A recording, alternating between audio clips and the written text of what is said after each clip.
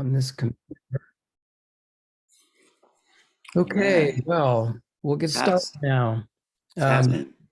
We're happening. Welcome everybody to Planetary Gig Talk Live. I'm your host, Jefferson Glassie, Chief Spiritual Dude of the Planetary Gigs Society, whose mission is making connections through music with the intention of bringing peace. And I'm really excited. This has been, we had a conversation on Layne Redmond's book, When the Drummers Were Women, before earlier this year. And we all, there it is, we all wanted to talk again. And so let me first just sort of introduce everybody and maybe sort of allow yourselves to be introduced. Let's see, Krista Holland was with us before. Krista, how you doing? What's up these days with you? Great. Yes, wonderful. I'm working on the Sacred Drumming Academy and sharing the beauty, the wisdom, the rhythms of the frame drum. So happy to be here in this conversation with you all. Oh, delighted. Also, Barbara Gail, let's see, founder of the Sacred Drumming Academy, I guess. Oh, that's Krista. That would be Krista. Women, Rhythm, and Ritual. But you're doing so many things. I'm doing so many things. I've always done so many things. Yes, that's me. And hi, I'm Barbara Gail, coming to you from Southwest Florida. And it's so nice to be back with you all, talking about not only When the Drummers Were Women, but the subject of entrainment, which really excites me as someone who considers herself a rhythmist. Rhythm is my thing. And it's really not just about the drum. And so I'm really excited to have this conversation and see where it leads us. And thanks for inviting me. And thank you, everyone, for joining us. Great. Thanks, Barbara. And always a pleasure. Roy Futureman Wooten, 5-time Grammy Award-winning percussionist, Bela Fleck and the Flecktones. And you've been doing a lot, Roy, I know, out with the brothers. How's things going? Yeah, it's going really good. I'm actually in the studio right now. I'm in the drum room with my brothers. We're recording some new music, getting ready to go back out on the Sweat tour in January. And so I've been having a really good time. Also, in relationship to what we're talking about, I've been doing workshops on rhythm, and the secrets of rhythm and the whole context that rhythm places itself in. And so already when Barbara said it's not just about the drum, what's very interesting, just as we start this whole thing off, is when I'm talking about rhythm, the word rhythm has the word rhyme hidden in it. It has the word hymn hidden in it, and it has the word myth. And you come back the other way, you see M-Y-T-H. It's a word that has a lot of consonants. So like in ancient Egypt, where they didn't use a lot of vowels, you brought the words into the framework of what they're talking about. It seems like rhythm is really tapping into a very deep subject. And one thing I wanted to leave when you said, Barbara, that it wasn't just about the drum, what I found is that in talking about rhythm and teaching about rhythm, when you start making vibrations, the vibrations start making patterns, like they start making cymatic designs. If you Google or YouTube cymatics, you see when you hit a tone and the patterns start. Well, here's what's interesting. I have one, and this really got me, when the guy was just doing a beat. They're just doing a beat, ta, ta, ta, ta, and the water is folding back in itself on patterns based off of the beat.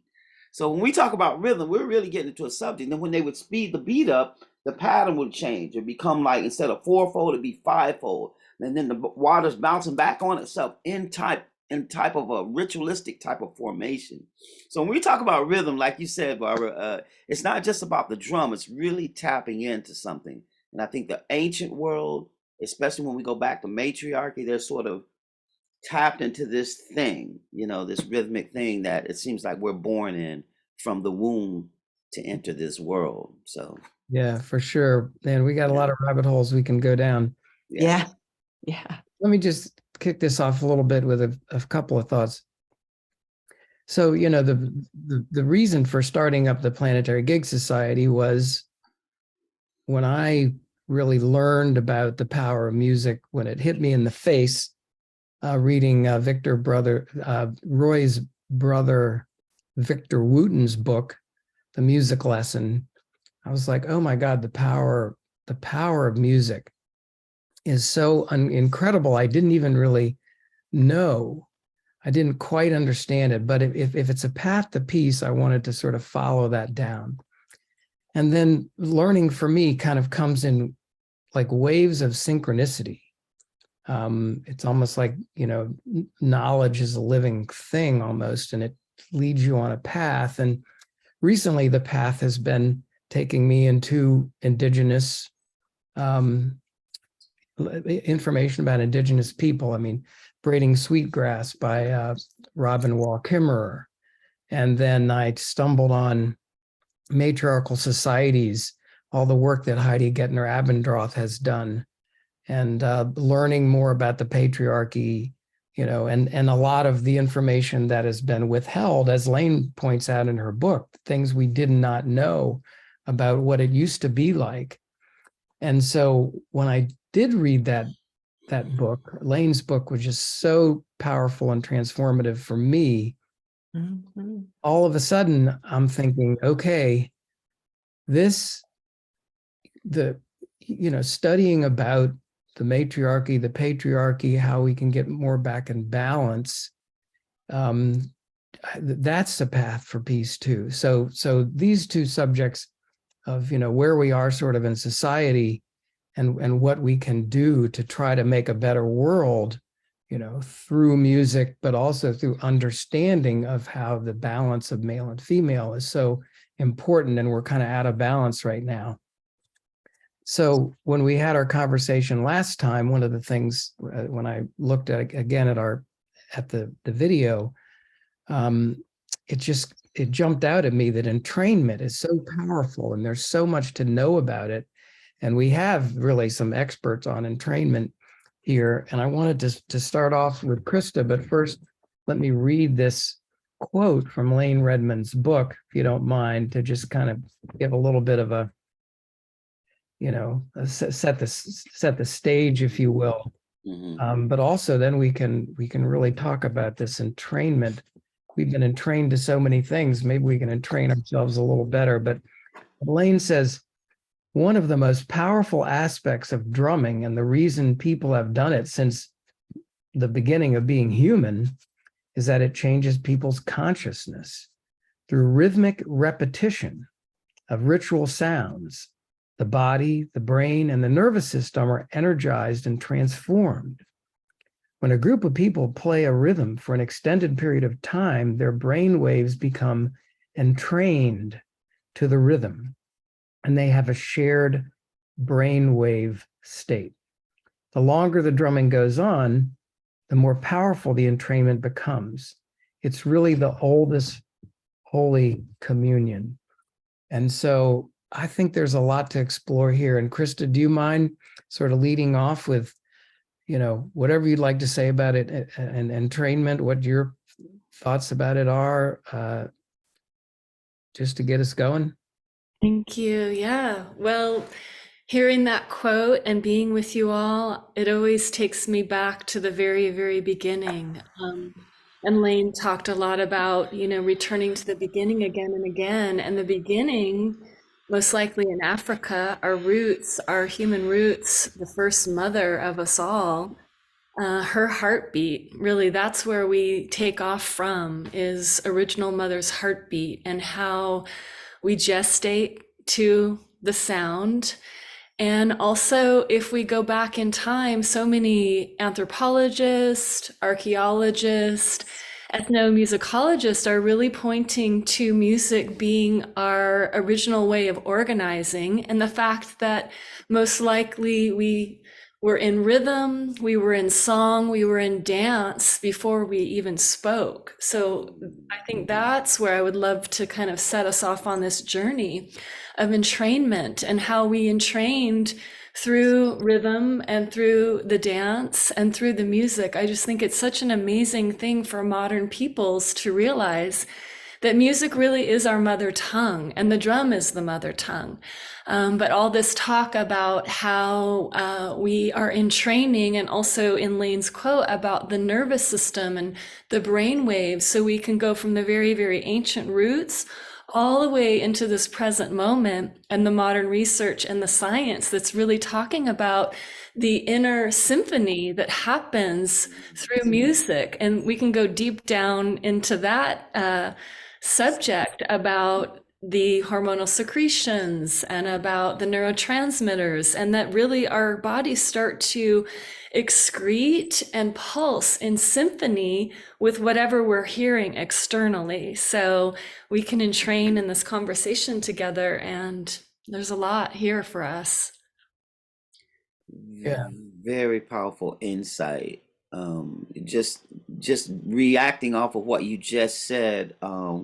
I was with Eileen McCusick, who works with tuning forks and this kind of thing, and she was saying how with cyclists who ride the bikes, like Lance Armstrong, those long, what do you call those, Tour de France rides, they're not allowed to listen to music because it gives them unfair advantage.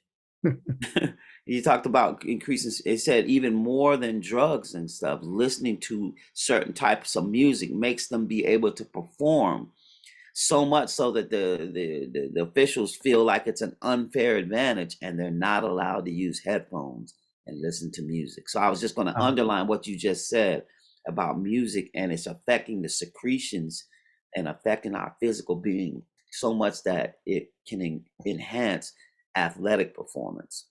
Wow. So Barbara, I saw you post something the other day that said entrainment is your jam. Yeah. Yeah.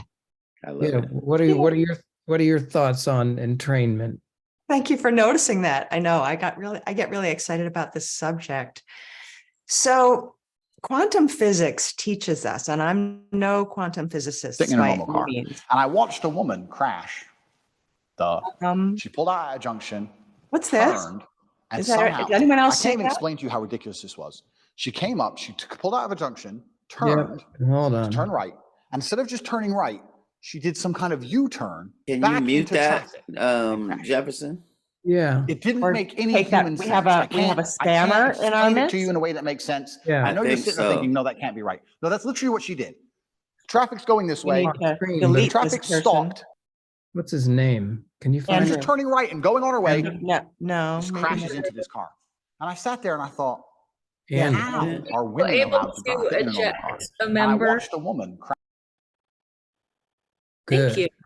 All right. Thank you. Yeah, we posted the link publicly, and so you never know what's going to show up. So thank you everyone for your patience through that. So I was saying that I'm no physicist by any means, but quantum physics does tell us that rhythm is the principal organizing force of the universe, that everything can be described through rhythm, like it can be described mathematically. And that when you come down to it, what we believe as being matter, hard surfaces, when you go down to the quantum level, it's nothing but emptiness and vibration. And vibration, frequency, is rhythm. So entrainment being the principal organizing force of the universe, how can we live an entrained life where we are living through our daily routines?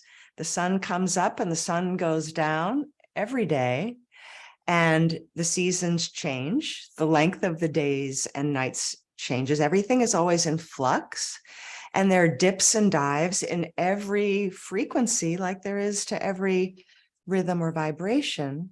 So how can we live our lives in a way that feels like we are in entrainment to our inner rhythms and the rhythms of our environment? And before I go off for a full hour on this, because yes, it is my jam, I want to just show you one thing. This image, it's not exactly the image that I'd want to show, but it's close enough. So here is a woman with a frame drum in this ancient Egypt photograph. This is from Hathor's temple in ancient Egypt. Layne has taught us that the hieroglyph for joy is a woman seated like this one, playing her frame drum. Now, it's not just that drumming is so much fun. I mean, look at us all who are here. We're in it for the buzz. We love the drum. We love the rhythm. We love teaching it, playing it, learning it, whatever level you're at. Yes, that's a joyful experience. However, if you also go a little deeper, to live our lives in rhythm, syncretized to whatever's going on within ourselves, within our community, within our environment. When we live our lives to rhythm, that's a joyful experience. We're in the flow. There's no, quintessential monkey wrench getting thrown into our day, throwing us off. Oh, that's an unplanned thing. Now I got to do that. That's going to happen. But how we flow with that, because that's life. And in modern life, there's a lot more of that because we're so connected to so many things beyond what we see directly in front of us. So how we flow with that, how we live a rhythmic life, how we line up, how we entrain to that is joy. That's true joy. So I also I look forward to sharing with you. I have some quotes that I want to share as the conversation continues, and I even have a link to a YouTube video that's a fun one it's like a minute long that I look forward to sharing. And I can put those things in the chat when the time is right. But yeah, there's to me it really is not just about the drum. It's about entraining. And then what does it mean when people drum together, like in that quote that what page is that, by the way, Jefferson, that quote in Layne Redmond's book? I'm not sure what page it's on. Okay. It's early on because I've read it myself in a video. I think it's in the introduction. It's when people are drumming together for an extended period and the rhythm and the repetition starts to affect their heart rate, their breathing rate, their brainwave state. Now they are entrained with one another. It can happen quite quickly, actually. Drumming or stepping and clapping and breathing and doing any kind of rhythmic, chanting, rhythmic movement practice. We all become one breath, one body, one mind. And I think it's a profound thing. As you said, Jefferson, in your opening remarks regarding how this can be applicable to what many of us are feeling right now is how do we help to create a better world? How do we move forward? Yeah, this is really interesting when we talk about rhythm. To me, it seems like in all creation stories that you can insert the word rhythm when it says in the beginning was the word, in the beginning was the tone, in the beginning was the song, in the beginning was the whatever. You can put the word rhythm in there and it's going to apply because some kind of way the motion starts rippling upon the face of the waters of the deep and all of this phenomenon starts to come out. And Dr. Ibrahim Karim talks about even though we're in the atmosphere, the air, it's just like the water. It's a medium. And he said, if you imagine putting your finger in the ripple of the water, you're going to see the effects of that way out. And to me, when we talk about entrainment, it seems as though what we do here is reacting off things away from us. And when you say what about making a better world, the story that comes to mind to me is when they taught a few monkeys how to wash the sweet potatoes in one island, and then without teaching the monkeys on other islands, they all started doing it. And so when you talk about making a better world, when people start getting into their groove, finding their jam, as you say, and getting their groove, that can relate, just like putting your finger in the water and the ripples go way out, even though you don't see them. And I feel like when we talk about entrainment, we're sort of talking about that, how we do something and it resonates. Like you hit a note on the piano and you can mute certain notes and then all the other notes start ringing that are related to that note. And I think in making a better world, a lot of times it starts kind of with ourselves and with our focus here in some kind of way. If it's, if it's the jam, it's not going to just stay here, it's going to resonate. And so, going on, I wonder if you can just define the word entrainment for people listening. I had this on my phone. Let's see if it's still. All these other dorks on Twitter. Look, I bought a Tesla. There's another one.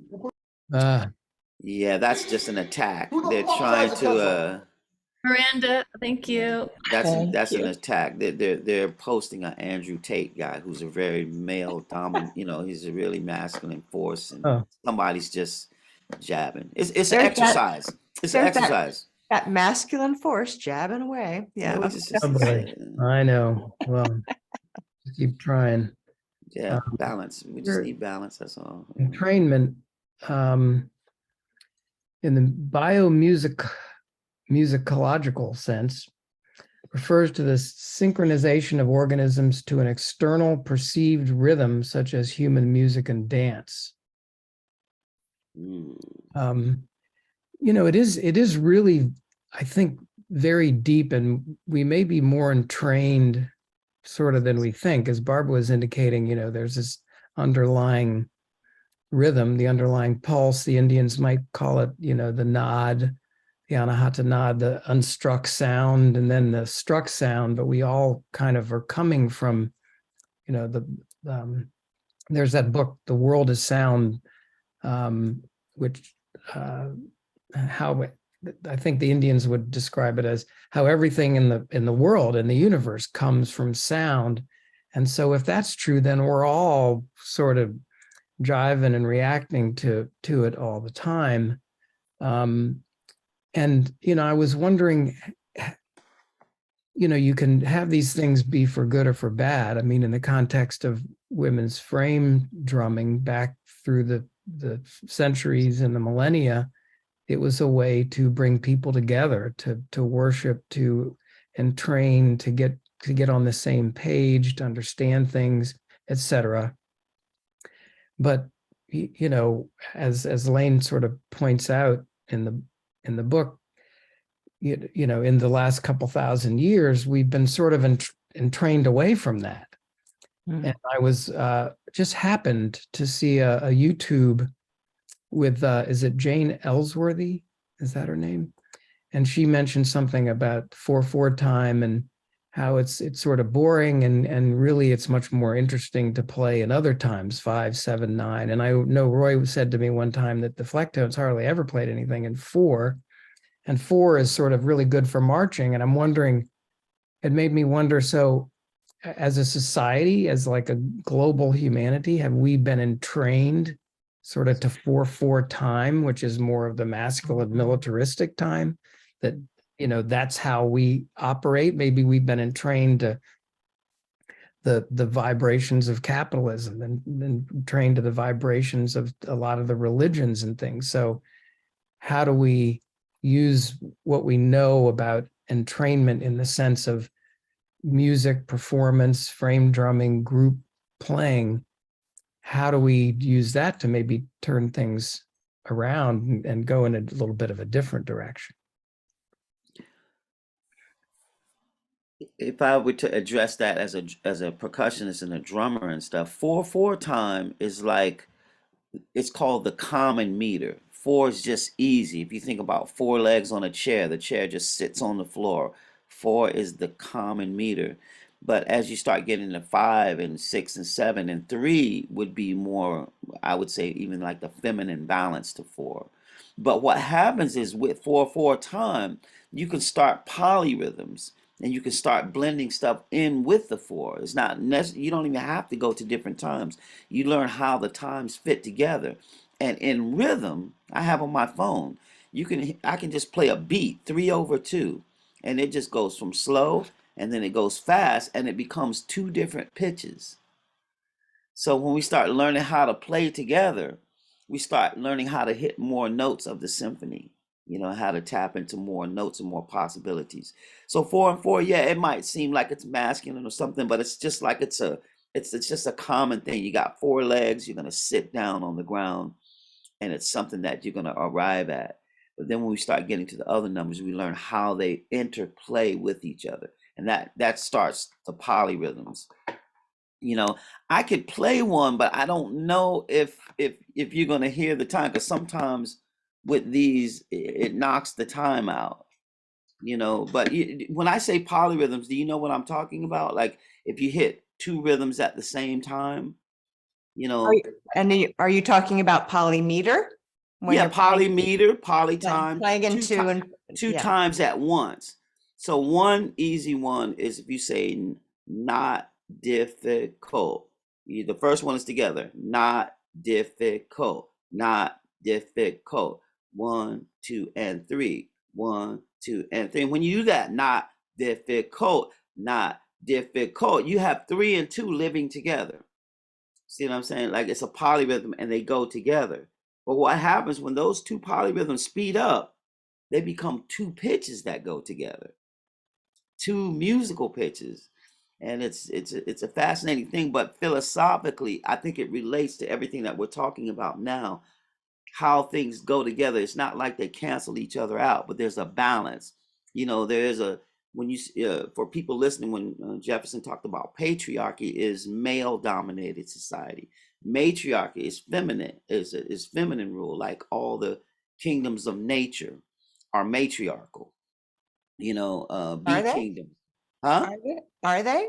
Kingdoms of nature are matriarchal? All matriarchal. Yeah, that's what a lady told me. She said, look down at every kingdom of nature. Look in the bee kingdom. And what do you see? You see a queen bee. Right. And if there's 2 queens, the kingdom divides. The ant kingdom, the roach kingdom.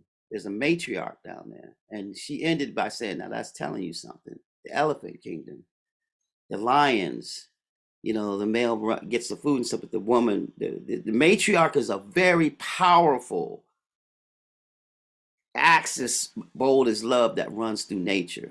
And so the lady just said, now that's telling you something. She didn't tell me what to think about it.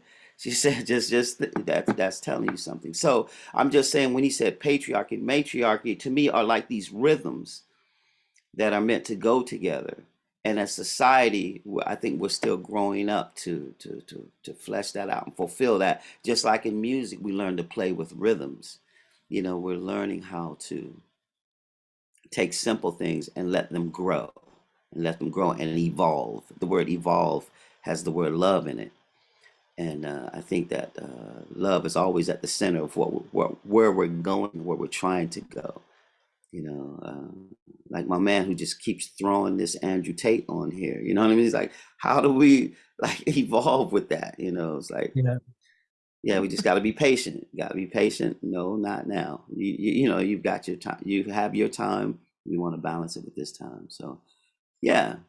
Roy, when you talk about the 2 and the 3 sped up to become the perfect 5th. Yes, the interval. Or the golden mean, or the golden mead. So we've had this mythos and lore from ancient Greek and other cultures about the harmonic scale and how do we come back into harmony when we become out of sync or arrhythmic, out of rhythm, out of step with ourselves, like what Barbara was saying also about how we can be in greater harmony with nature, with the elementals, and I think especially with each other. I think in the future, in the very near future, we're going to see a lot of the modern research and science coming out about how music can really be a powerful catalyst for transformation. Layne talking about it being the first communion, our way of being in music and rhythm together, and that it is also an organizing principle.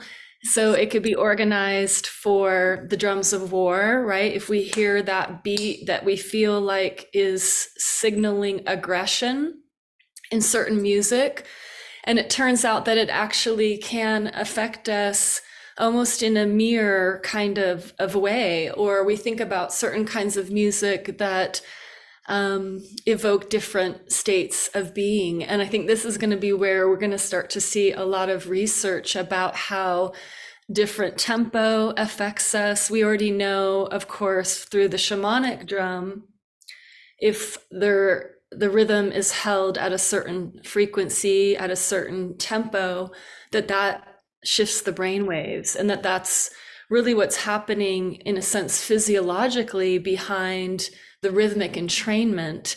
So we could have an auditory driving mechanism from outside and using that rhythm that starts to shift really the neurochemicals, the neurotransmitters. It's really quite amazing what's happening in modern science around music and sound healing. It's really this incredible zeitgeist of information, so that we're really starting to understand that a certain tempo is going to elicit a certain response. And the science isn't directly, clear. It's an area of exploration that people are going on to look at what happens in the brain, for instance.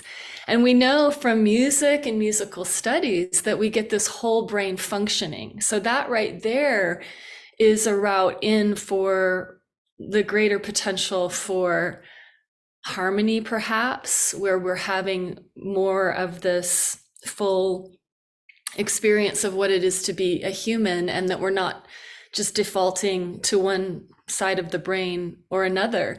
And that is one of the very unique things about music, actually, is that it can elicit this whole brain functioning. And then if we get more than one gathered, perhaps music can really start to be even more deeply medicinal, if you will. And we know that our human ancestors have been using music for sound healing, and again, for organization, and for organizing, in a sense, for aggression or for more harmony. And so I think about that perfect fifth that you brought up, the golden mean, which is connected to the golden age, that I think many of us are hoping to help bring about through music and other ways of creating connection and communion with each other. Well, I was in India at the Devi Music Ashram in Rishikesh, and they had a session one evening on shamanic holotropic breath work. And you were breathing, but they were playing shamanic music, and after a while you were just some other brain state, which also comes from the Tibetan healing bowls and other healing bowls. I've been in that situation too, where you're just laying there with a sound bath, and that also, and I suppose that's in some sense the sound and training your brain to a different place. Barbara, you were going to share a few things, I think you said. Yeah, and Linda Helms is just posting something in the chat. Yeah. Einstein said that the future of medicine would be the medicine of frequency, vibration. Yes. So here's an Einstein quote that I came upon. Everything is energy, and that's all there is to it. That's Einstein for you. And he says, match the frequency of the reality you want, and you cannot help but get that reality. It can be no other way. So yes, if we want to, as Linda's saying, if we want the future of medicine to be a medicine of frequency, vibration, energy, well, what's happening on the planet right now in terms of energy healing, not just energetic, but energy healing and vibration, and syncing up and training the healer and the one, the giver and the receiver. And Rudolf Steiner, Austrian philosopher, social reformer, architect, and esotericist, he says, study rhythm. Rhythm supports life. And so if rhythm is the primary organizing force of the universe. Mhm. And we are, and here's one of my favorite quotes that I've been using this since I was in college. Paul Klee, German Swiss painter from the 20s and 30s of the 1900s. He says, I am seeking a far off point from which creation flows, where I suspect there's a formula for man, beast, plant, earth, fire, water, air, and all circling forces at once. So if we feel like music, and even specifically rhythm, taps into that organizing force that from which all creation flows. You know, you mentioned, I think it was you, Roy, early on today, you said something about and in the beginning there was the word. Well, in the beginning there was the sound. In the beginning there was the beat. In the beginning there was the pulse. The unmanifested, unstruck sound is struck, and all the universe comes into being. And that's an ancient form of thought. And a more modern form of thought is to say the Big Bang Theory. So if that primordial pulse is what gives birth to all of life, and everything has a pulse, even the earth has a pulse. I think that scientists are able to use whatever seismic instruments they have to measure the pulse of the earth herself as a living, breathing organism. The Gaia hypothesis, that she has a pulse every 26 seconds. That's her heart rate. And everything that's living and breathing has a heart rate, and everything that's what we consider as even inanimate, they've measured the pulse of granite. So if everything has a rhythm, a frequency, a vibration, how do we as humans who have this unique ability? No, I take that back. We don't have a unique ability to make music, because think of birdsong. There's music in the orchestra of orchestra But how do we as humans making music, if we want to bring it back to what you were saying about music and rhythm, that's how. Let's tap into that organizing force from which creation flows, so that we can flow together as humans and live in harmony.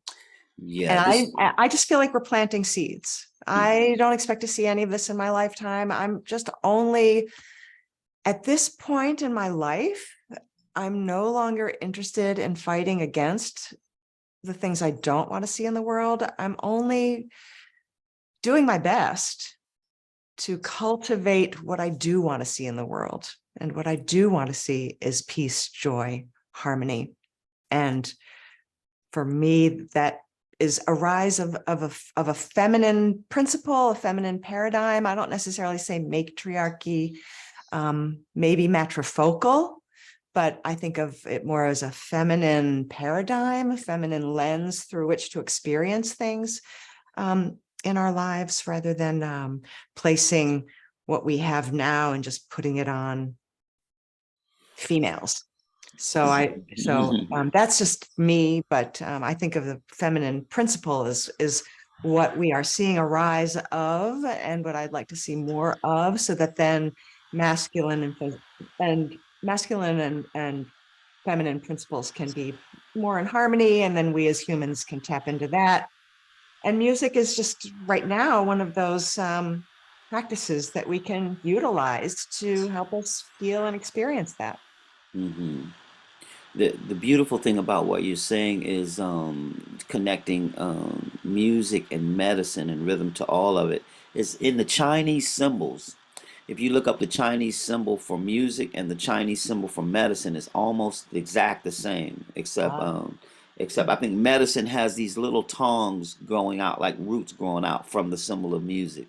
That's the same symbol for music and medicine. So yeah, it's like we're on the right track here, looking at music. And I think that when you tie rhythm, in the beginning was the rhythm, as this one unifying thing. It's a mystery still too. Like, why does a rhythm do a certain pulse to create a certain cymatic and pattern? I don't know. But in the beginning, being this rhythm, the beautiful thing about this kind of bold idea that you can see a unified field theory. Science is usually looking for what is this one unifying thing that unifies all this phenomenon that we're looking at.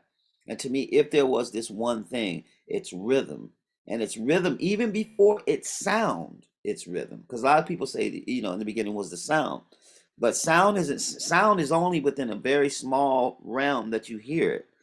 It's the rhythm becomes sound in this certain octave where it acts as sound, but it keeps going, and then you're looking at it. It looks like light. It looks different ways depending on how we're experiencing it. But if there was this one thing, rhythm seems to stand at that threshold of mystery and symmetry of in the beginning was this pulse, as you say, this rhythm. But it's like a pulse and a rhythm with a purpose and a design principle attached to it. Now that's beyond my ability to say why. You know, but I believe that this is what the beauty of what we're talking about, and the idea that we can entrain with this pulse in our own lives and affect other lives. You know what I mean? Just like the monkeys washing their fruit and doing better things than they did before without anyone ever formally teaching them. Is when we start talking about how does this help to make a better world. I think that's what we're grounding ourselves into, whatever this mystery is. And I always like to use the word mystery and symmetry. Yeah, I like to juxtapose the two words. They're like, wherever there's a mystery, you can put symmetry in there and it sort of means the same thing. So if we have this underlying pulse, yeah, the nod, etc., and yet I think, I didn't know Layne, but I think from her, what I've read, she would say, well, when you're, and well, we know from experience, when you're drumming together, you're sort of creating your own pulse that can affect people, and it can be, very good. So, how do we, going back to what I was saying before, how do we, maybe change the pulse that that other humans have put on us, that we're responding to, and we maybe don't even know. It's a little bit like the Barbie movie. So I think it's a great movie. I don't know if you all have seen it. I've seen it twice, but one of the things that comes across is that, when Ken comes back and imposes patriarchy on Barbie land, everybody is brainwashed to believe that that's the way it's supposed to be. And that, there could be a way to, create new frequencies, new harmonies, new ways of understanding sound, maybe, putting some sort of vibration out there that would be helpful, more helpful to counteract or steer or modify the existing, radio waves balance. that are could be kind of violent and cruel and oppressive, and we don't really want that, I don't think. Man, I have something to say, but Yeah. I don't want to dominate. Go ahead. Well, I was just I'm also kind of looking at the chat a little bit, and Karen Collins is saying 4/4 time, because I'm bringing it back to this concept of how we're basically entrained to 4/4 time. And part of that is because we are humans walking on two legs, which is our basic experience of pulse. But Karen is saying 4/4 time has been ingrained into our school music education from the early 1900s, and our first school band directors were placed in schools after World War II from military bands, which is very interesting. And I know that the rhythm of the heart is actually in the count of 3. Lub, dub, rest, lub, dub, rest, lub, dub, rest. So we are already geared up for a polymeter experience, not just polyrhythm, which is more than one rhythm happening simultaneously all at once together at the same time, but polymeter, whereas for those of you who don't understand meter, it's basically how you count a piece of music, the beat in a piece of music. And so if we say 4/4 time, it's 1, 2, 3, 4. If we're walking on two legs, it's 1, 2, 1, 2, which is like 2 4s, right? I mean, 2 2s is a 4. So if we take that count of 3 of the heart, the beautiful waltz that can be so moving. I mean, if you listen to any pop music, there aren't too many pieces, but there are some pieces of pop music in the count of 3 that are very moving, very emotional. They are of the heart. They open our hearts.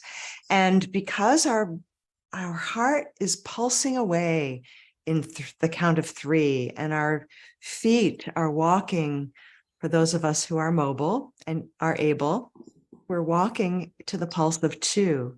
So we're already set up for that polyrhythm of 2 rhythms happening simultaneously at once together, but also polymeter. 2 different ways of counting music are happening within the body. So as Layne would have us experience a walking and breathing meditation that she would take us through, we're actually stepping together in the circle to a common pulse. And then she has us breathing together in a common rhythmic wave, the dips and dives of the inhale and exhale. So we're already primed to be able to embody. We are already embodying multiple rhythms. So what if we were to have that, let that be a more common experience in our drumming together, not just the butta, butta, butta, butta beat, or the variation of that butta, butta, butta, butta, butta, butta, butta, butta. But when people come together to drum, what if we were to experience, as you brought us through, I do this as well, but I have different wording for it. And so as we are playing this, which I say, walk in the woods, walk in the woods, this hand is doing the count of 3. 1, 2, 3, 1, 2, 3. And this hand is in the count of 2. 1, 2, 1, 2. So we're playing that out in our own bodies just from a practice. We can put these 2 hands, I have them in the air, but you can put them on your lap, you can put them on a table, you can put them on a single drum or 2 drums, whatever. So we can begin to actually feel as we express polymeter. And then what if we put that instead of just dividing it between 2 hands, what if we were to divide it between the upper and lower of the body, and that the upper body is counting and clapping in 3, in the count of 3, while we are stepping in 2. What does that feel like? I can tell you it's pretty ecstatic. I'm kind of a junkie for this polymeter stuff because it can really bring on an ecstatic state. And then when you take a drum circle and you have some of the people drumming in the count of 3 and some of the people drumming in the count of 2, it creates a whole new type of entrainment that back in the 30s and 40s, when anthropologists were checking out the West African tribes and their drumming, their communion through the drum and song and dance, they thought that it was really primitive, when it's actually quite advanced to be able to do that.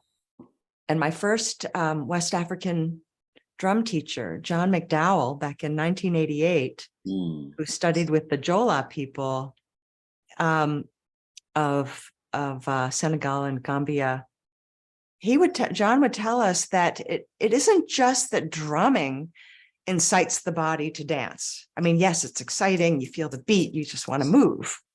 But it's also that tension of polymeter, of 2 beats happening at the same time as 3 beats, creates a tension that the body can feel, and the body needs to express and release that tension. And that can happen through the dance. So I really like the idea of bringing polymeter more and more into our own personal drumming, but also into the drum and music circles, to give the players as well as the listeners the experience of that, and let that become more of our consciousness. Because if rhythm is the organizing force of the universe, think of all the different rhythms that are happening right now just outside our windows and outside our doors. The rhythm of the hummingbird wings versus the rhythm of the growth of these oak trees on my property that are 4 stories tall. And I don't mean my property out of ownership, because I don't believe we can really own property, but the land in which I share with these oak trees that are so tall. And, you know, Jeff just told me yesterday, okay, we all know that trees have annular rings. For each year that they grow, there's another ring. And when a tree falls or is unfortunately cut, they can read the rings. They know how many years that tree has been on the planet. Our teeth in our mouth grow concentric rings daily. So now paleontologists can actually study the rings of a tooth that is 5,000 years old and know how many days that creature, the human, lived on the planet. Wow. So this is why rhythm just gets, you start talking about rhythm and entrainment, and for me, it expands beyond comprehension. And like you say, Roy, the mystery, you just got to keep coming back to the mystery of it. So we each have these daily rhythms that we live our lives by in modern life. And how do we syncretize that to the rhythms of just our immediate natural environment of all of nature and the sun, moon, and stars? Yeah, the Got crickets. Got me. Crickets, the dolphins, you know, they're all singing, you know. If we want to entrain more with nature, well, then it seems like there's an element of intention that would be important, because some of the entrainment we have in our daily lives is kind of not really our intention. You got to go to the store and you got to do this and you got to do that. I want to take the opportunity real briefly to I was in Brazil and in the rainforest, and my friend Sandro invited me there, but his wife Carol Santosha was there, and she's a shaman, and we were talking about this. She's on here, and maybe Carol, you could come on video. She plays a drum, and she didn't really know that it was kind of called a frame drum. And so we had this conversation, and as we started talking about that, Carol, I'm going to ask you to unmute and to go on screen, Carol. She started talking about the moon dance. Now, I don't know how much you all know about the moon dance, but I didn't know too much about it. And so, oh yeah, Carol, I'm allowing you here. Ask to unmute and ask to start video. Can you do that? Can you come on video? So this is Carol Santosha. She's in Rio de Janeiro, and she is as I say, she's a shaman, a plant medicine and otherwise, but also a musician. And Carol, do you mind sharing a little bit about the moon dance that you were talking about? Do you mind letting people know about that if they don't know about it? Thank you. I'm so glad to be here with you guys. It is awesome to be here because I am a drummer now, because I already danced for 4 years in this spiritual and drum movement, which is the moon dance. And the moon dance is something spiritual and ancestral that came in Mexico when the sun dance was something very ancient that keep existing. And it's the sun dance is the first movement when they believe in the connection with the sun, and they have a tree in the middle of a circle, and they dance around the tree for many days. And there's the music, the drums, there's the prayer, and there is also a thing that they use inside the skin, and they use that man's strength during those days as a sacrifice to sun god. So it's a big prayer that is strong here in Brazil. We are walking this way path, and the woman of this movement, the sun dance, remembered some edition, some circle. The woman remembered that the woman danced not to the sun, but to the moon.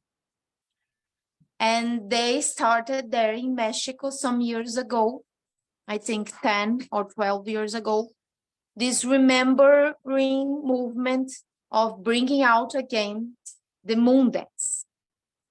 So the moon dance has grown up many countries around the world, and it is made by these memories of ancient times when women were drummers. And so the woman dance around huge drum. This is one. And in this Tolteca culture, they tell us that also we are making this remembering movement of the 4 directions with equal part, because when the Christ arrived, our movement got different from the middle. So this is also remembering of how to cultivate, how to pray the 4 directions, because if you want to pray the 4 directions, for example, here in my house, I have to look and to offer to spirits from that direction. So I play my drum to that direction. I see what is it that is existing here in the earth in that direction, and what I can see in that direction. So we make several geometries around the circle. So for example, here is the drum. Here are the drummers inside the circle.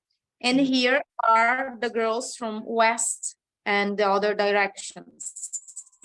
And we dance to all those directions in many formations, many ways, so that our brains can goes up to the moon. And there's also in another place the help of the men helping with the fire that never stops in 4 nights of full moon. So this now in Brazil we have the 5th year of this moon dance. I invite you all because it will be an honor to see you here to see this marvelous play.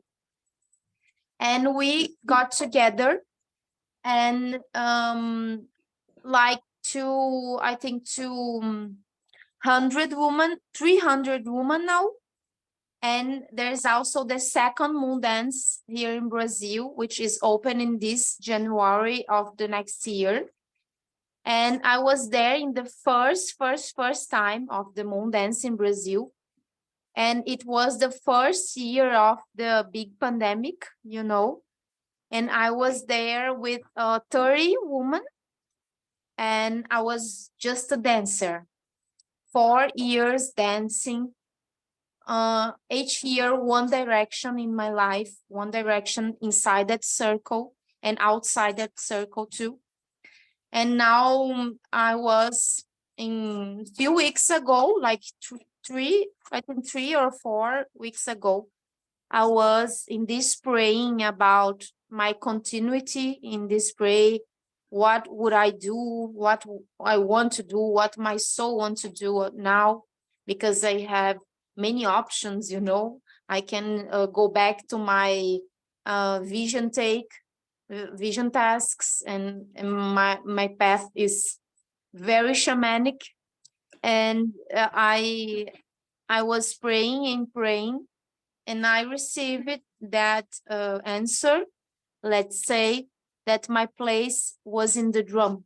It is a big responsibility because we have to really be there 4 nights, raining or whatever can happen there. We have to be very strong and with a good energy because we are the center of that vibration. And so I'm very glad to hear you here.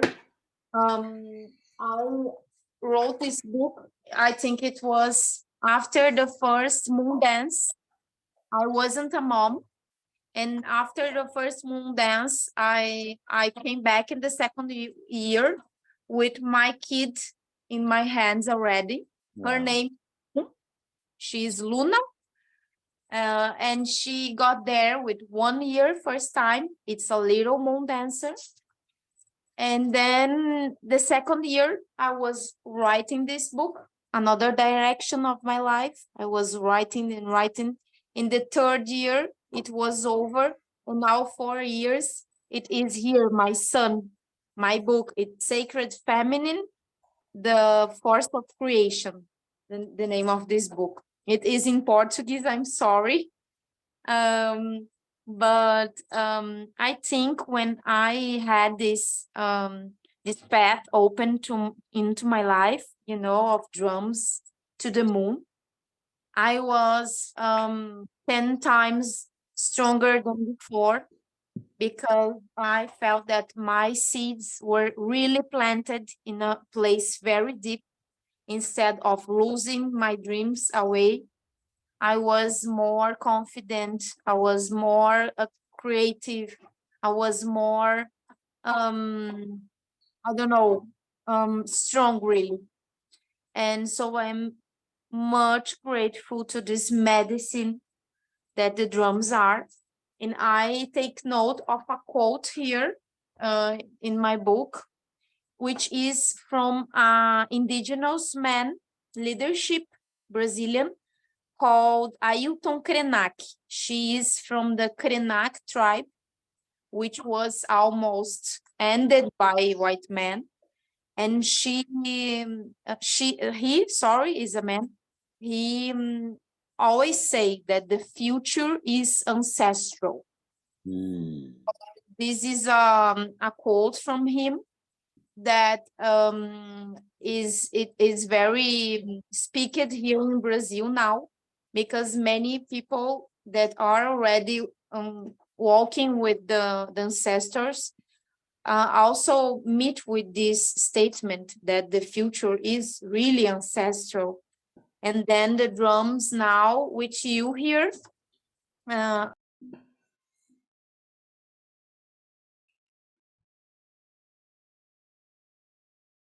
oh, we lost the voice. Yeah. okay. Just one thing that I want to thank you. It is that this conversation and this meeting we are having with you, with your knowledge, is bringing me into a project that I take note here.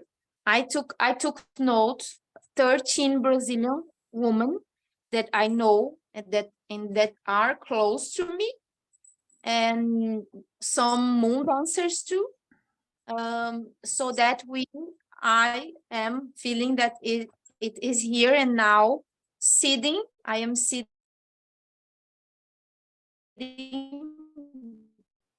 I am planting the seed,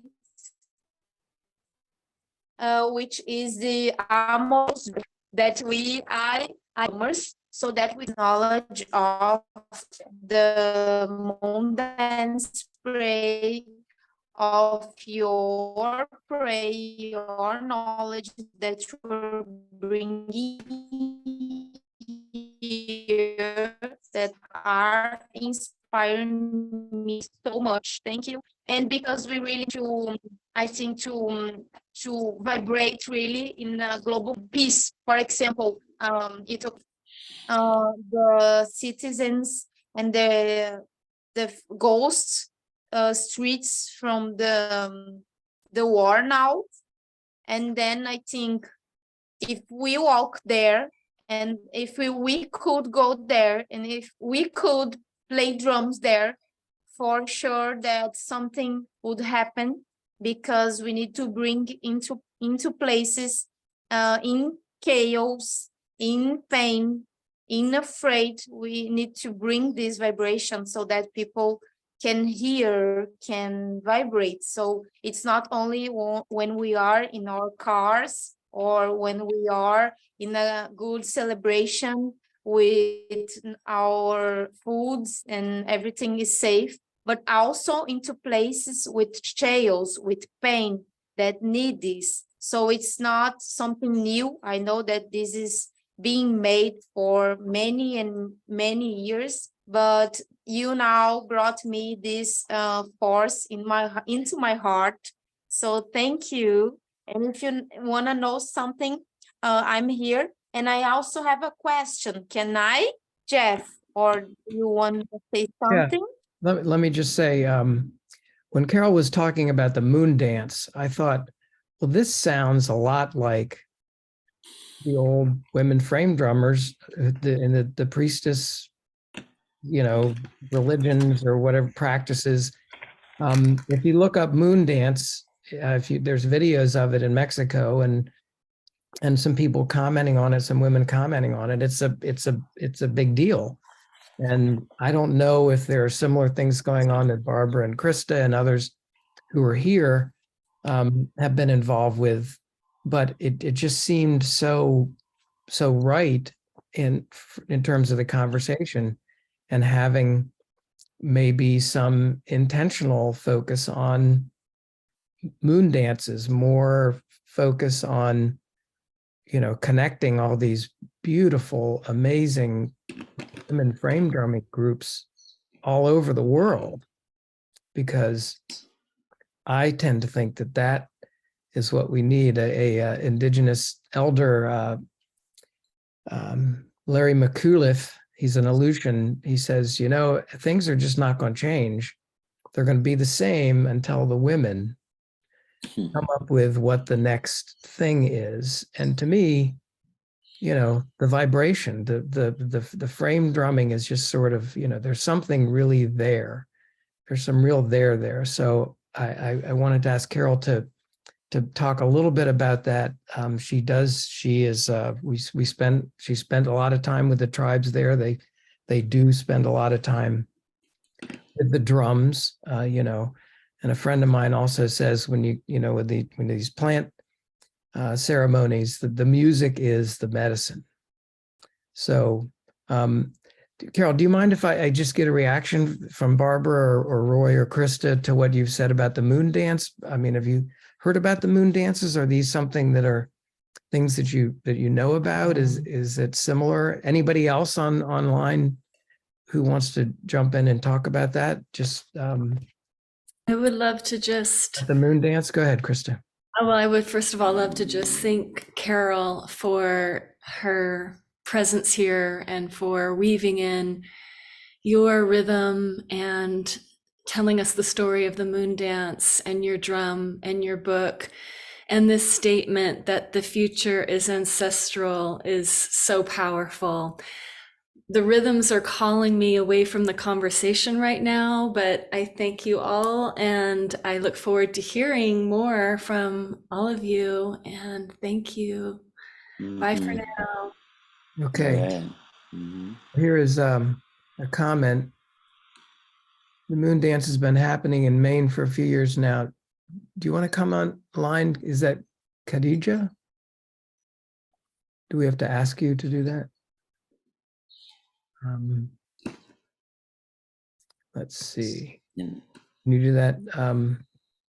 Miranda, Khadija. I'm going to talk about the. She says, no, she doesn't want to. She Doesn't? prefers not Okay. to. All right. She's just Sorry. sharing. She's just sharing the news. So it's been happening in Maine. Where in Maine, Khadija? Can you put that in the chat, please? Where exactly in Maine? I lived there for 20 years. Where exactly in Maine, if you know where that's happening? And so I was holding while you were speaking. I was okay. She's going to get that info. Thank you, dear.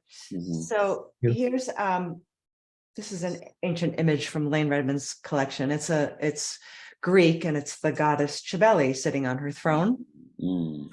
And you see here the crescent moon. And women have been associated. Well, women were the first calendar keepers. So we were the first keepers of rhythm, if you will, based on menstrual cycles aligning with moon cycles.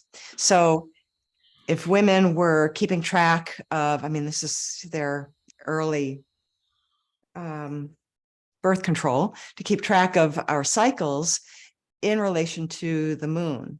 So that's been part of the feminine ancestry. And I love that quote too. And Carol, if you don't mind sharing with us, the future is ancestral. Who said that? Because I think that that is really resonating with, I'm sure, a lot of us who are part of the Layne Redmond legacy, because while we don't know exactly what they were doing, we have a lot of clues based on the depictions of women with frame drums. And, you know, she's got a libation bowl in her hand. There were rituals, there were ceremonies. There are sacred texts that describe, but we don't know what the rhythms were. We don't know that sort of thing. But there's a lot of association of the frame drum with the moon. And Layne had even related the jingles of the tambourine being 5 sets of jingles relating to the 5 phases of the moon: birth, growth, fruition, dissolution, and death. So there is a lot that is already set up with the moon. And Layne Redmond's earliest, if not first, but at least one of the earliest websites, you'd go on to layneredmond.com, and there was a revolving moon. And I saw that, and that's what gave me the idea back in 1998, 1999, to name my women's frame drumming group. I'm turning this, gosh, I hope that this is successful. Yeah. Moonrise. Moonrise. Nice. So while I am not familiar with this indigenous dance of Mexico called the moon dance, I love hearing about it. So yeah, and I love that it's happening in other places of the world. Women and their association with the moon, which is not the yang of the like the yang of the sun, which is just beaming its bright light, but it's the yin of the moon.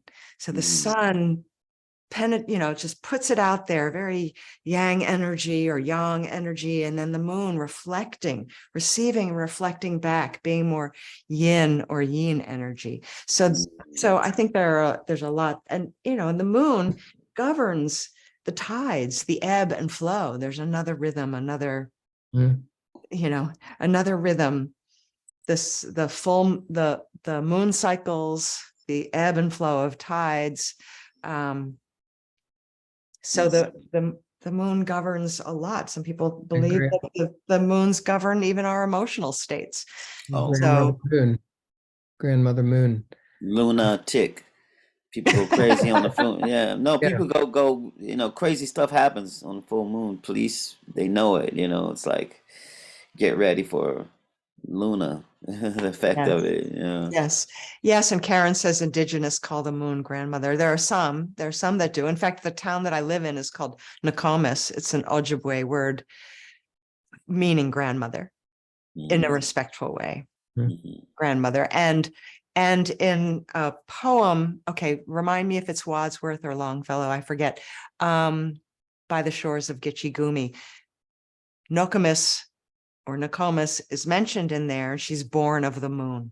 So grandmother born of the moon. So there are lots of associations to women and the moon through all kinds of artistic ways and expressive ways and ancient ways, modern ways. Another thing I meant to say earlier, and Roy and I talked about this a little bit, and it ties in with what I said a minute ago, is that it seems to me that the world does need more of the divine feminine in all respects, in government, in leadership, in academics, in music, and so many things. And sometimes I feel, as a man, I feel a little bit like, well, gosh, I'm just kind of like, what am I doing here?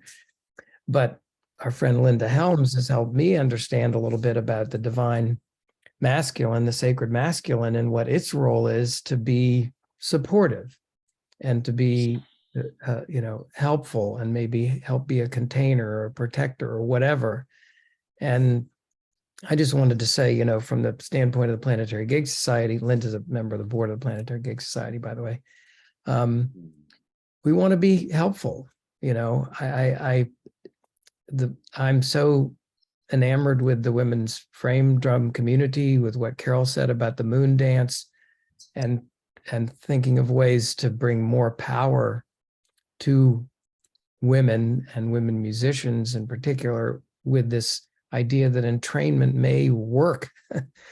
And so, we want to be helpful and supportive, because we're all in it together. And I think things could be going a little better. Do you have any thoughts on that, Roy? Did you want to add?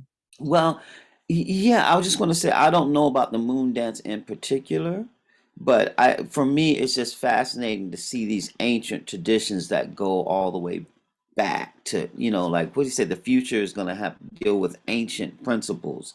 And I opened up this book just, like sometimes when you just open a book random and it's just going to be the thing that needs to be, seen. I opened this book here when the women were drummers, right? And it opened up on Inanna's Descent. And then you see a picture of her holding that frame drum. This is ancient things, and it says that an ancient poem from Nippur, Nippur, a spiritual and cultural center in Sumer, recounts the story of Inanna's descent into the underworld, recorded in written language around 1750 BC. It was recovered and translated early in the 20th century. It preserves a very old version of an initiation myth in the middle of her reign as Queen of Heaven and Earth. So there's this matriarchal thing, Queen of Heaven and Earth. Inanna decides to descend into the underworld, the realm of death, ruled by her dark sister. And it just goes on, but you know what I mean? That there's this feminine thing. And then there was one more thing I wanted to share. And it's the frame drum that brought her back up to the Earth's surface. Okay. It was her priestess playing the frame drum that brought her back up. Powerful. And so that's great, right? So this is just another picture I opened up here. You just see these old pictures, man. There's the frame drum. And the little caption behind it says, Hathor offering the drum to her son, who offers her sistrum and minute from the outside of the birthing chapel at Hathor's temple at Dendera, in the Ptolemaic period. So it's just old kind of stuff, and the thing that I was thinking about this whole conversation was you tapped into Barbie, right? And somebody explained to me from writing, like when you see the phenomenon of Star Wars, of Joseph Campbell learning about the hero's journey from Joseph Campbell. But Joseph Campbell was very male dominated, and Jean, someone used to butt heads with Joseph Campbell because he talked about, what's her name? I forget her name. I took a course of hers. Jean. But anyway, she used to butt head with Joseph Campbell because Joseph Campbell said, no, it's all about male heroes. It's not about females. I remember. He, it was like so dominated. And she used to Gene just Houston, butt. right. Thank Gene you. Houston, right. Until finally he saw and he said, you're right, but you're going to have to do it. I can't do it, right? Long story short, I'm learning from the writers. One of the guys who wrote the writer's journey was saying the Barbie movie is based on the heroine's journey. There is an outline that's different than the hero's journey outline. It's different. And Barbie movie is based on that. And some of the success of that movie is us reacting to something we don't even know, but it's something ancient that they're putting in that movie. And it was one of the most successful movies of this year. So I wanted to throw that out there. And then, when Barbara talked about meter, I said one of the beautiful things that you can learn about meter is in the hymn book. The hymn book, at the beginning of the book called the Baptist Hymnal, there's a page called, it talks about meter. And meter is when you use words. Words, a lot of ancient writers are writing in rhythm. See what I mean? And the common meter, we talked about music, the common meter is 4/4 time.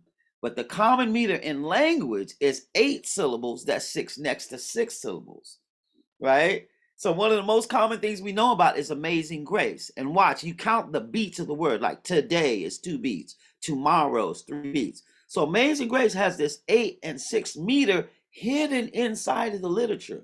So a lot of times the feminine principle is there, but it's hidden. So watch this.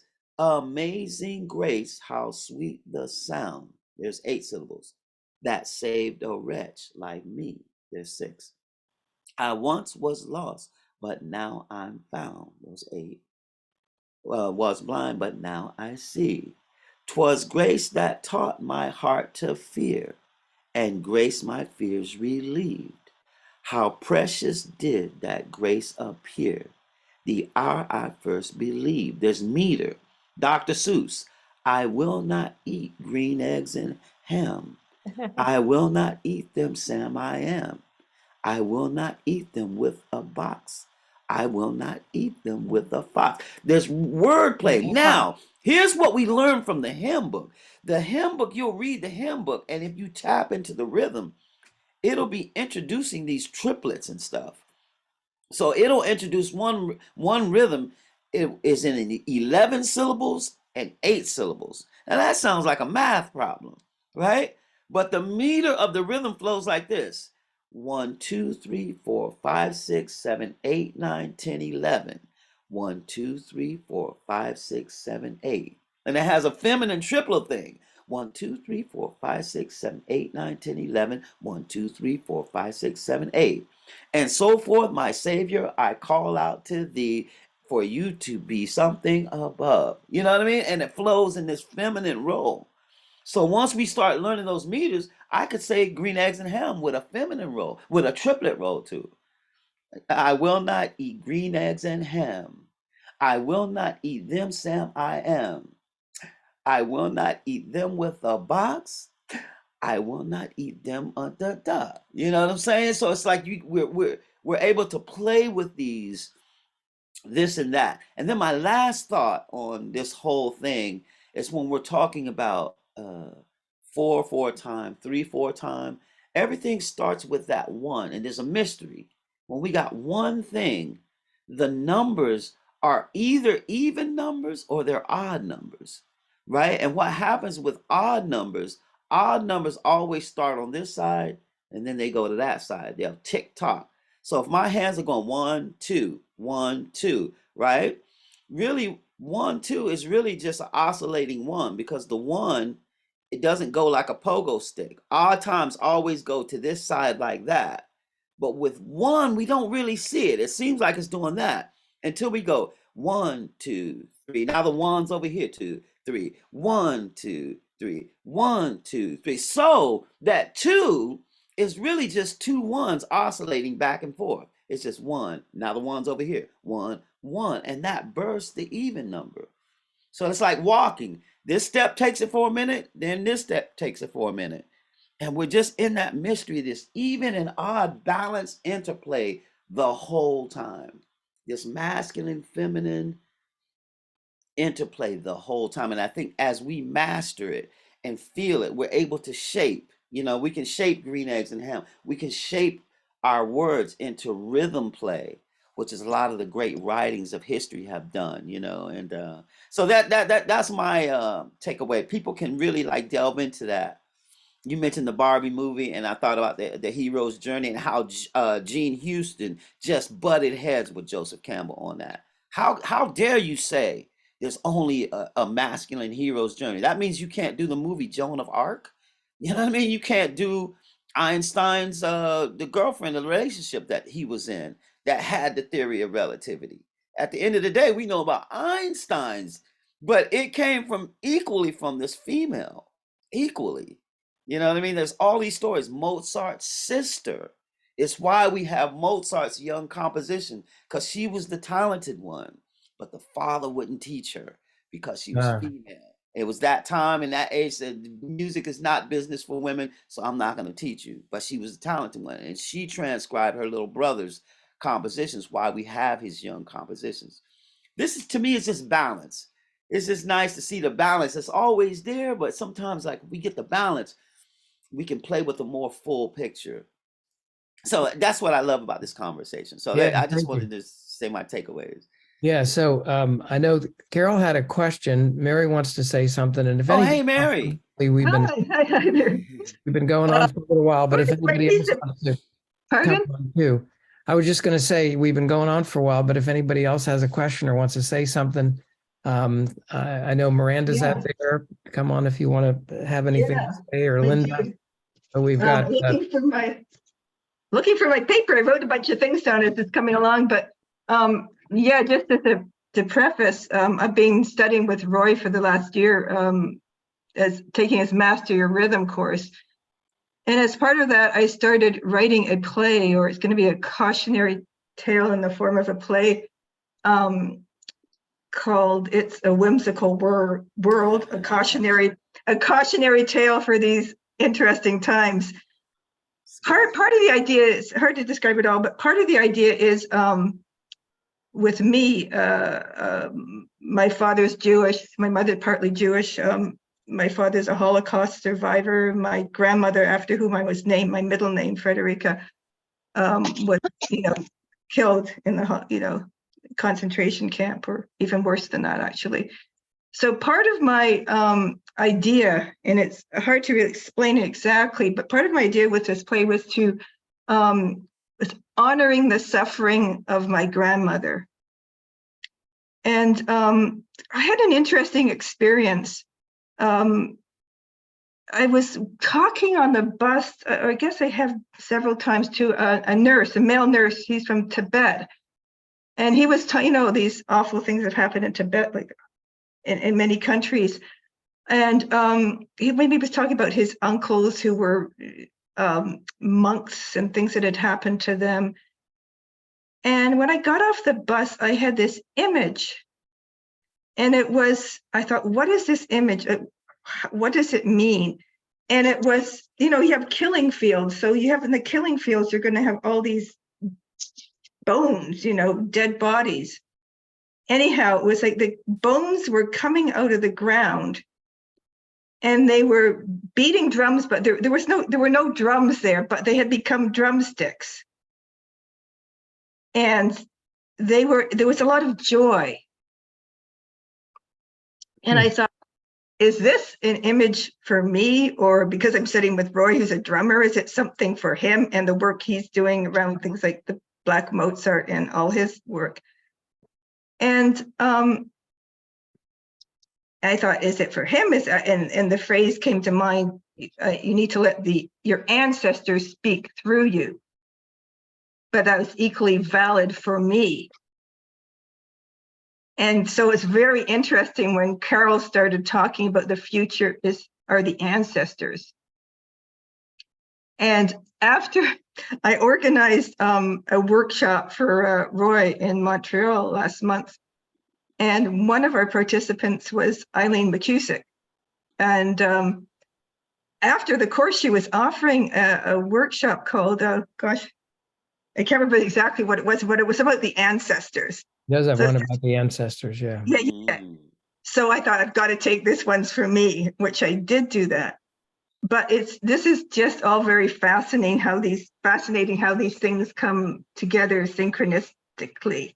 And I wanted to say, gosh, I wrote all this stuff down as writing, but one of the things that my spiritual teacher, who I studied with for 30 years, used to say, we live in a responsive universe. So there's a call put out and there's a response to it. So if we're calling in our prayers, in our drumming, in whatever we're doing, the world responds. Or I think it's the more you flow with life, as you were talking about, the stronger the response becomes, because you are following the path that you're meant to be following on. You have the idea in our culture of the straight and narrow path. Because if you err off the path, you're not flowing with life or the life that you need to lead. Also, where's my thing going to? So if you're putting out a call of peace, there will be some kind of response somehow or other. And what one person was saying, I do believe that that's true, is you construct the life that you want now. Stop fighting that stuff. A lot of people are saying this, and I think it's really true. And I find it quite miraculous at this point, the way things kind of come when you get out of the way. Let me see.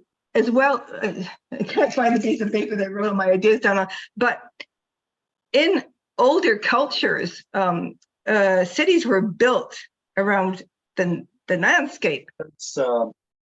Sorry, am I going off too long? But here in North, pardon? Am I rambling out of this cabinet over here? Oh, I'm never really found. Gotta mute somebody. Deborah, can you mute yourself, please? Yeah, I think that's an indigenous thought, Mary, is that, you go with the place. I've been enamored by this book by Tyson Yunkaporta. It's called Sand Talk, How Indigenous Thinking Can Save the World. And one of the things he says is you have to go with the land. Yeah, exactly. Sort of meaning, in a way, you have to go with the flow, the climate flow, the harmony, whatever. And that's the way, Barbara, you started off saying, when you're kind of in sync, that's joy. So I think that makes sense. And when we, oh, sorry. when we think of joy, it's like we jump for joy. It has movement in it. And I was just to finish off that idea about like cities here are on this, I don't even call it a template, a grid. So you're thinking that's just like, I guess what we call marching in 4/4 time. You're going along this place and everybody's in their own little world. Like you talk about, people have got their headset on it. It's like my music, me. It's not thought of as something, a collective activity. And we're talking about dominion over, like, a grid system or a template that, I don't know what you call the grid. Like, it's like the way streets are here, like in Montreal, mostly, for example. You're walking straight. It's like straight, straight, straight, straight. There's no flow to it. You're not flowing with life. So our culture doesn't tend to flow with life. And we have dominion, and we can, like with technology, you don't have to really care about the seasons that much. You can have, fruit from any other country from any time of the year. So this is all very like counter what we're talking about. And we have the possibility of doing that because of the arrogance of our technology we're not necessarily going with the flow of the earth. Taya, is that who just put this note up? I feel the message of the future's ancestrals moving through me too. And as I was inspired to reemerge this system and honor the women's community and temple ceremony rituals, utilizing this life-affirming handheld percussion instrument. So I think that's Tahea. Unfortunately, Tahea had to go, but her body of work has to do with the sistrum, which predates the tambourine, where the jingles are on a stick. And she was inspired by Layne's work and then is unearthing this ancient ceremonial instrument called the sistrum. Yes. Nice. Well, and for people who are interested, she put her website there.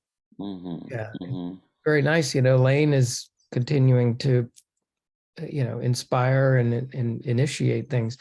Carol did have a question, and then maybe we go to Linda, who just came on. Carol, what was your question before we got off on this other rabbit hole? Thank you. I was hearing you now, and as we are instruments of synchronicity, then the whole words were spoken here were about my question. I took note here. My question was about the masculine spirit of the drums, because it's something a little out of my understanding, but I think it was told a little bit about it. Because everything in nature, even the 4 directions, according to this Mexican shamanic tradition, has masculine fire, feminine fire, masculine force of water and feminine force of water, and every directions and elements have masculine and sacred feminine force, equal parts. So my question was if in drums we can think something about, because every time I see something that connects me to the spirit of the drum is a man, really, but I am a woman and I am here. So I have to thank my big grandmother moon here, which was Abuela Marinali. She passed away like last year, but she let my Brazilian abuela, which is Abuela Adriana Celotti, which was the first woman drummer, luthier of drummers, and she is my master now in this. So she's a woman, and I will ask her too about her feeling, if the drum is really a masculine spirit, or if we can see the feminine spirit of the drum. And also one last prayer here, because today I am a shaman. I serve the sacred medicines, and now I'm going into a travel where I will take my drum and my medicine and in circle of women. And a first woman got into me today because I asked her to tell me about everything about if they are with really focused intention to their rituals, etc. And the first woman came and told me that I think 4 or 5 days ago, her kid was killed in the Switzerland by feminicide.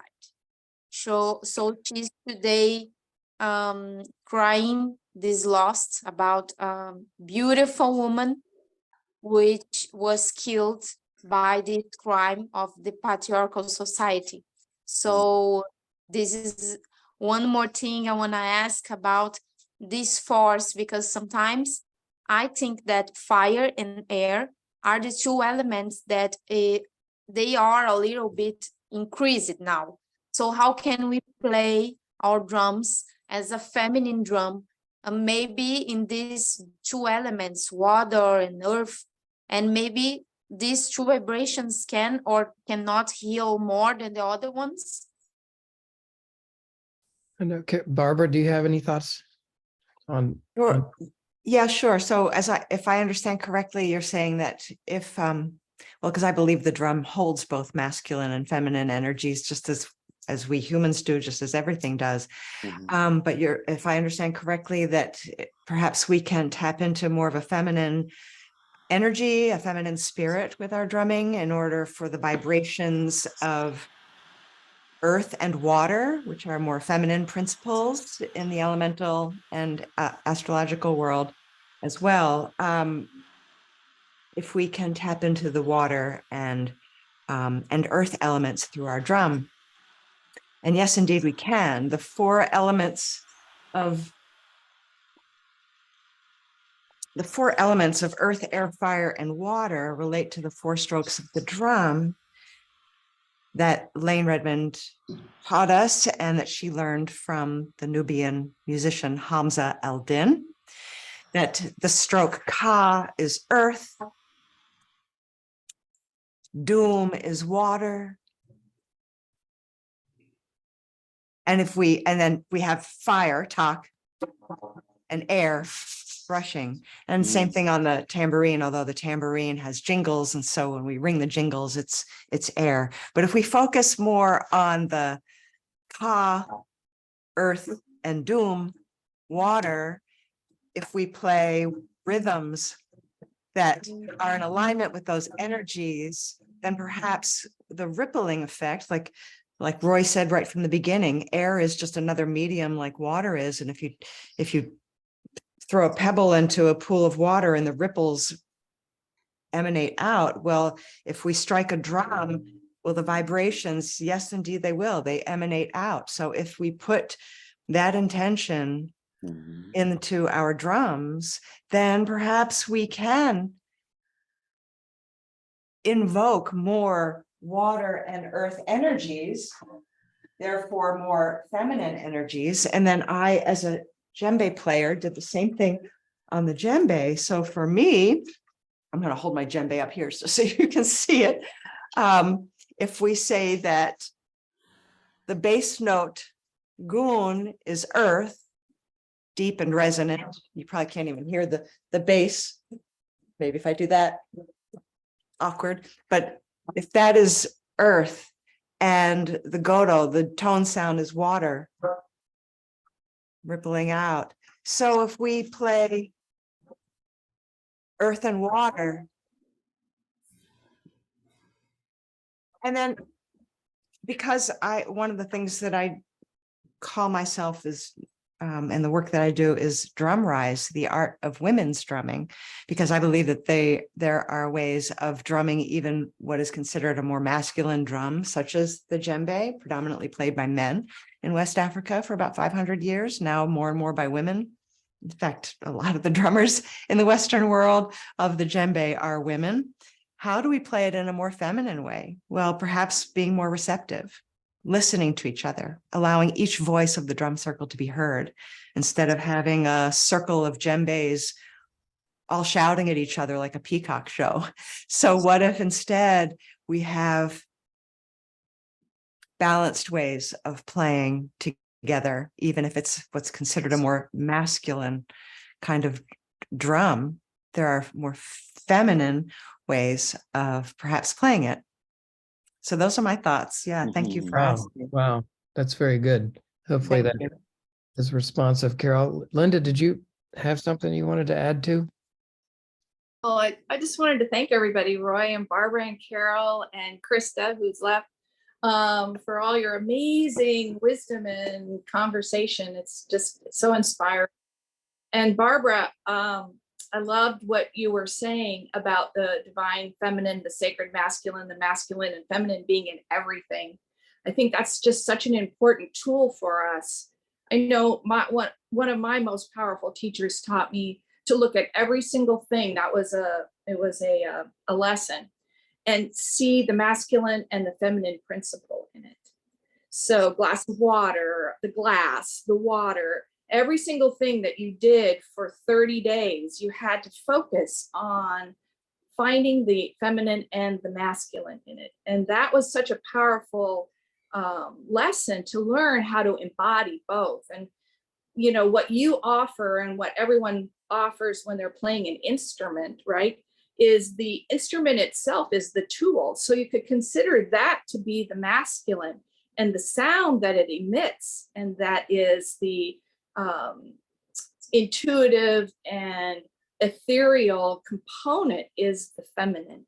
So when you're offering drum lessons and your tambourine lessons, you're giving people an opportunity to have a tool in their life that grounds them and also supports their ability to bring in their divineness, their intuition, their feminine principles.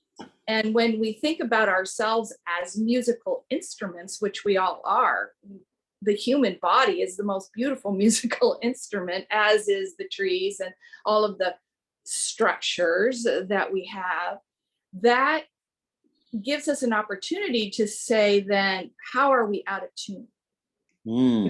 Musical instrument, how are we out of tune today? We pick up our drum, or our tambourine, and we play, or we listen to music, we listen to rhythms, we listen to frequencies that put us back into tune. So I think the concept of understanding ourselves, not as outside or separate, which works perfectly with entrainment, which is the tool to embodiment, right? So that essence of knowing ourselves as musical instruments gives us that opportunity to really bond with music in a different way. And I think what you do, Barbara and Carol and Roy, those are all these wonderful modalities that help us as human beings come back into tune. So thank you very much. Nice. You know, I just want to add something to what Linda was saying. It's beautiful, like thinking of the human body as an instrument. And imagine the orchestra. When you see the orchestra, then they play. Before they play, everybody tunes. The instrument's kind of in tune, but they really get in tune. What does that look like for us daily? Like when I wake up, do I really tune myself? You know what I mean? Like, how do you actually tune this instrument? That's why I was just really interested when Eileen was talking about tuning forks and how the body responds to frequencies, and it's almost like massaging and shaping ourselves into these frequencies. And I just wanted to leave with this thought. There was another way where they used a pitch in this ear and a slightly different pitch in this ear, like almost like Fibonacci ratios. And then the beat frequency inside the brain, it can be tuned this side where it's a golden frequency inside the brain. And the body responds to that. So I'm just anchored this idea of see how when you hear the orchestra, they don't just get up there and play, they tune, and in between, before the next tune, they tune again. You know, and this idea of tuning ourselves, you know, is a very creative, beautiful thing to contemplate on the nature of the body.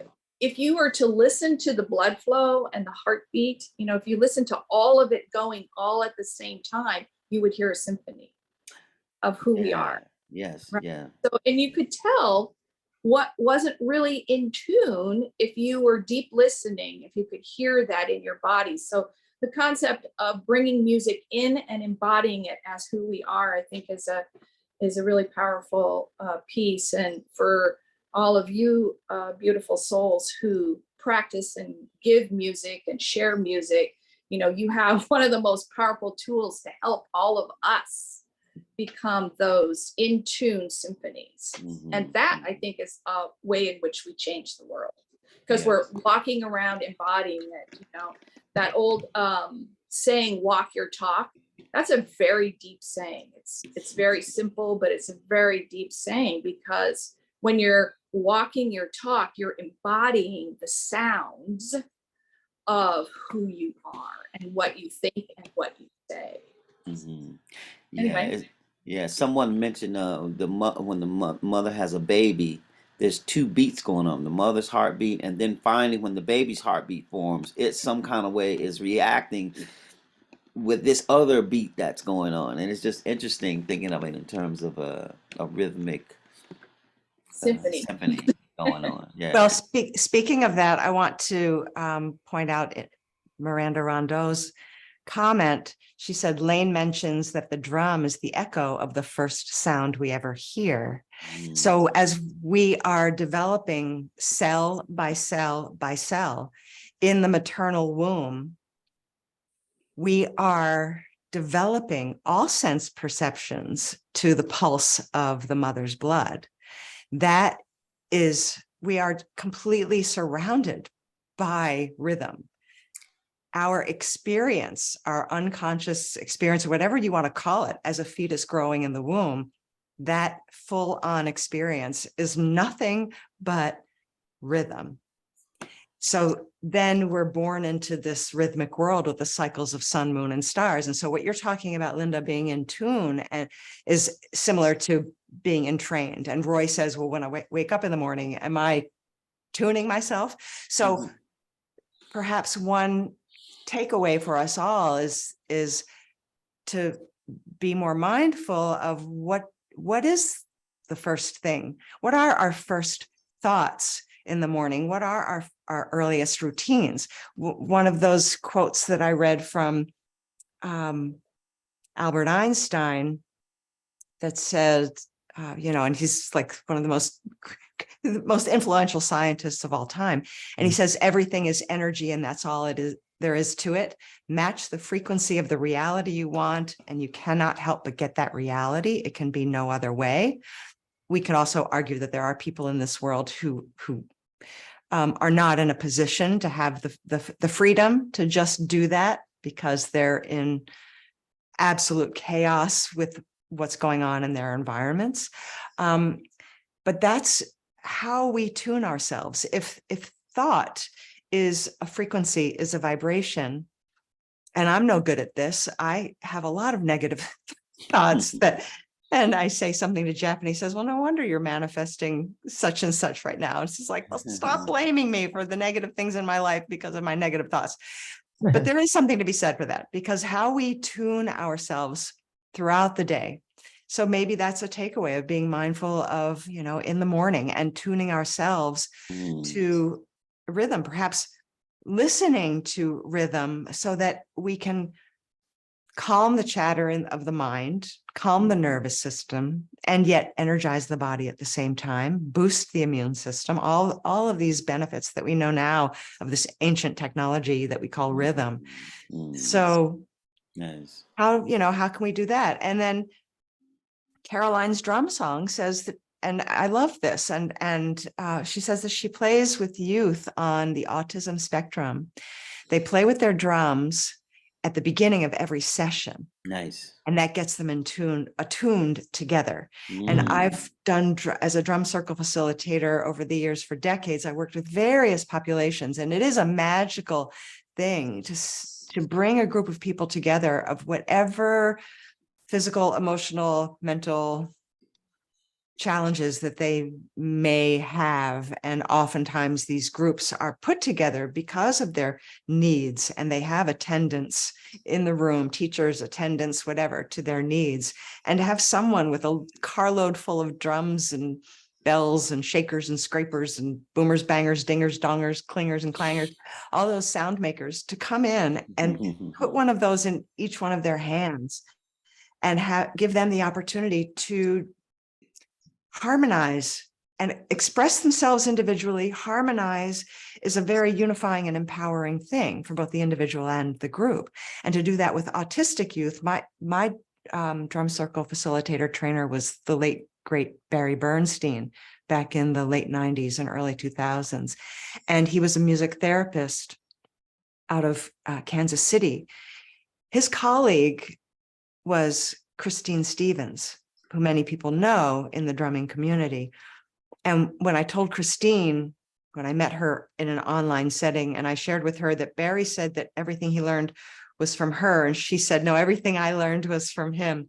But as music therapists, they and this is what I learned from Barry, that they would play a drum with autistic children, autistic people, because it's a nonverbal form of communication that then they can tap into and develop a synchronization in their communication. And that, of course, builds trust. And while it's also working on the brain and the nervous system, so that then I love that, Caroline, that you can do that. You have that opportunity to do that, and what a gift to them, so that then they're attuned all together. And then whatever the session is that you're doing with them, whether it's a learning session of whatever kind, then they're already attuned to themselves and each other through the power of rhythm. And then Karen Collins pointed out that 40Hz has been proven to improve brain function, and our brain waves communicate at 40Hz, which is the lowest E note on the piano. So we were talking about tuning forks. There are ways that we can actually use tone. Today we've talked about the pulse of a percussive event of a drum and how that relates to entrainment. We've talked about math and meter, the count of the beat and how that relates to the concept of entrainment. And now we're also talking about tone, the melodic sound, and how that also relates to attunement, the tuning, and entrainment. So there are multiple levels that we're touching on here. And the fact that the future is ancestral, we are the ancestors of the future. So the plant, the seeds that we plant today, the plants that we seed today, and the seeds that we plant today are what future people will be looking to for their future, because their future will be ancestral as well. So as we look back to the ancestors and whatever that means to you, Indigenous people, when the drummers were women, the earth, whatever ancestral energy resonates for you, the drum, the elementals in the drum, earth, air, fire, and water, to find then the information and purpose in what seeds we plant today so that we can create a better world. We're not just looking back so that we can recreate. I don't think we can recreate what was going on in the past. And in many ways we don't know. And in many ways we don't want to. There are certain things that also happened in ancient times that we don't want to recreate. So what can we extract from that to be the medicine we need today to make ourselves the best humans that we can possibly be, to then move forward to help plant the seeds for a future that we hope for our descendants. We may not see in our own lifetime, but to plant seeds for future fruits, for future blossoms and fruition. So that's my take on today and my thoughts. So thank you. And our intention is so important there. Thank you, Miranda. How are you? What would you like to? That was so beautiful, Barbara. You were speaking about some of the same things I wanted to share. I'm like, wow, are we having the psychic thing? Always. Yes. You and I, of course, always. Yeah. I guess what I wanted to add a little bit was that the drum, yes, it's the echo of the first sound we ever hear. And so that's our first home in the womb, the time with our mother, from whose bodies our bodies were built, just like the earth is our home, and whose bodies are nurturing and building ours.